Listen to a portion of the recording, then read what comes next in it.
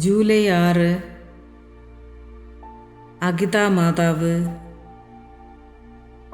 1973 July 6 ജപ്പാനിലെ അഗിതയിലുള്ള ദിവ്യകാരുണ്യത്തിൻ്റെ ദാസികളുടെ സ്ഥാപനത്തിലുണ്ടായിരുന്ന sister Agnes സസാഗവ ഒരു സ്വർഗീയ പ്രകാശത്താൽ ചാപ്പലിലേക്ക് ആനയിക്കപ്പെട്ടു.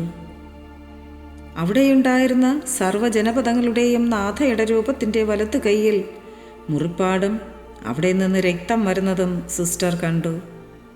പെട്ടെന്ന് രൂപത്തിന് ജീവൻ വെച്ചു. സിസ്റ്ററുടെ ബധിരത താൻ പൂർണ്ണമായി മാറ്റാമെന്നും കത്തോലിക്കാ സഭയ്ക്ക് വേണ്ടി പ്രാർത്ഥിക്കണമെന്നും മാതാവ് അറിയിച്ചു. പിന്നീടുള്ള വർഷങ്ങളിൽ മാതാവിൻ്റെ മുറിപ്പാടിൽ നിന്ന് 101 സന്ദേശങ്ങൾ ലഭിക്കുകയുണ്ടായി.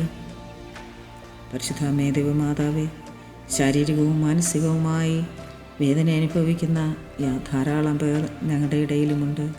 അമ്മേ, അവരെ എല്ലാവരെയും അമ്മയുടെ തൃപ്പാദത്തുങ്കൽ ഞാൻ സമർപ്പിച്ച് പ്രാർത്ഥിക്കുന്നു. അവർക്ക് വേണ്ട ആശ്വാസം പ്രദാനം ചെയ്ത് നൽകി അനുഗ്രഹിക്കണമേ.